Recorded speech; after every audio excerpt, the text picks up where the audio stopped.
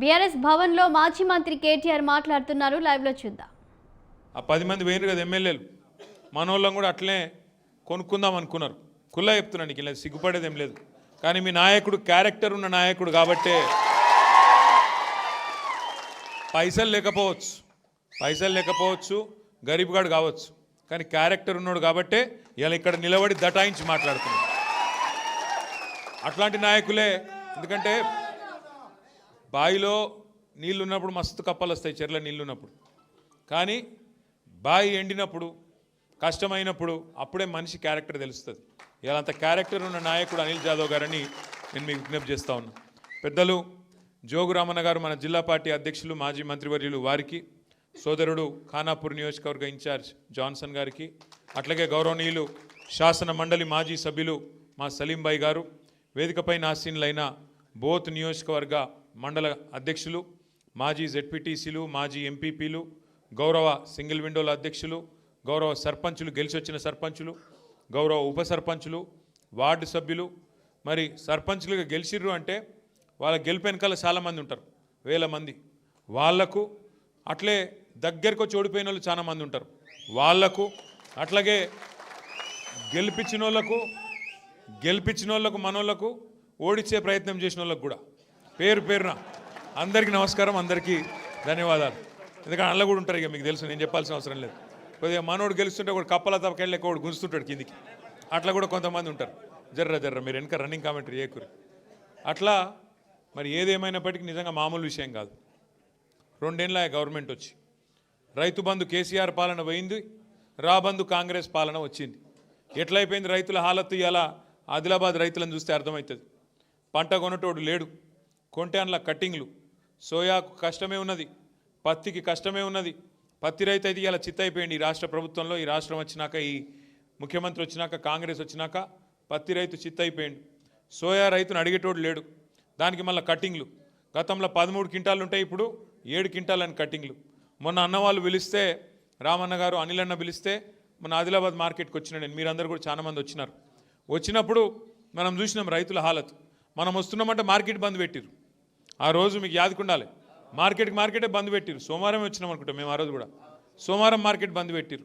అందుకే అనిల్ అన్న ఏం చేసిండు తెలివిగా, ఆడ మార్కెట్ బంద్ పెడతారా మీరని చెప్పి ఆయనతో నేరేడుగొండలనే తీసుకుపోయిండు. సోయాబీన్ కొనుగోలు కేంద్రం ఉంటే ఆడికి గుంట పోయిండు, ఆడ చూపెట్టిండు. ఆడ రైతులతో మాట్లాడితే అక్కడ గదే కష్టం. అంటే ఇవాళ రాష్ట్రంలో పరిస్థితి ఏంది అంటే, రైతులు ఈ రైతు ఆ రైతు అని కాదు, మొత్తం రాష్ట్రంలోని రైతులందరూ ఇలా గుండెల నిండా మళ్ళొక్కసారి కేసీఆర్ గారిని గుర్తు చేసుకుంటా ఉన్నారు. కేసీఆర్ ఉన్నప్పుడు ఎంత బాగుండే రైతు పరిస్థితి, ఇలా ఎంత అధ్వానమైంది అని యాద్ చేసుకుంటున్నారు. ఇది వాస్తవం, నేను చెప్పేది. మీరు ఊళ్ళల్లో మీరుంటారు, నాకంటే బాగా మీకే ఎరక. ఏమన్నా కోపమో తాపం ఉంటే మన మీద ఉన్నది. ఆడనో ఎన్నో కోపం ఉంటే మనం ఆడ కింది స్థాయిలో ఉండే నాయకుల మీద, నా మీద, మీ మీద ఉండొచ్చు, కానీ కేసీఆర్ మీద మాత్రం రాష్ట్రంలో ఏ రైతు కోపంగా లేడు అనే మాట వాస్తవం. ఎందుకంటే కేసీఆర్ గారు చేసినట్టు రైతులకు ఎవరైనట్టు చేయలే. 24 గంటల కరెంట్ ఇచ్చిన నాయకుడు భారతదేశంలో ఉన్నారా? కేసీఆర్ తప్ప. రైతు బంధు అసలు ప్రోగ్రాం పెట్టినోడు భారతదేశంలో స్వతంత్రం వచ్చిన కేవలం ఉన్నారా? 24 గంటల కరెంటు, రైతు బంధు ఒక్కటే కాదు. రైతు చచ్చిపోతే ఆ కుటుంబం రోడ్డు మీద పడద్దని చెప్పి 5 లక్షల బీమా ఇచ్చిన నాయకుడు ఎవడన్నా ఉన్నాడు ఆ దేశంలో? ఒక అందుకే రైతుల కేసీఆర్ గారంటే ప్రేమ. పంట పండించిందంతా కొన్నాడు. కరోనా టైంలో కూడా 7,000 కేంద్రాలు పెట్టి, కొనుగోలు కేంద్రాలు పెట్టి ఆఖరి గింజదాకా కొన్నాడు.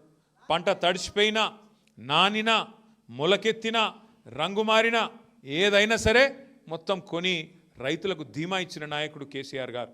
అట్లాగే గోదావరి, కృష్ణ ఈ 2 జీవనదులలో తెలంగాణకు గతంలో అన్యాయం జరిగింది కాబట్టే మనం కొట్లాడినాం, రాష్ట్రం తెచ్చుకున్న రాష్ట్రంలో ఇటు కాళేశ్వరం కట్టిండు, అటు బ్రహ్మాండంగా పాలమూరు రంగారెడ్డి 90% పూర్తి చేసిండు.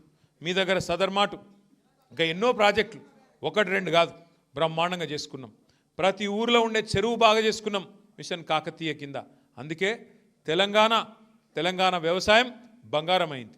మొత్తం భారతదేశంలో పంజాబు, హర్యానా దేశానికి ధాన్య భాండాగారం అంటారు. ఆ పంజాబు, హర్యానాను తలదన్ని వరి వండించే విషయంలో భారతదేశంలో నెంబర్ 1 చేసిండు తెలంగాణను కేసీఆర్ గారు.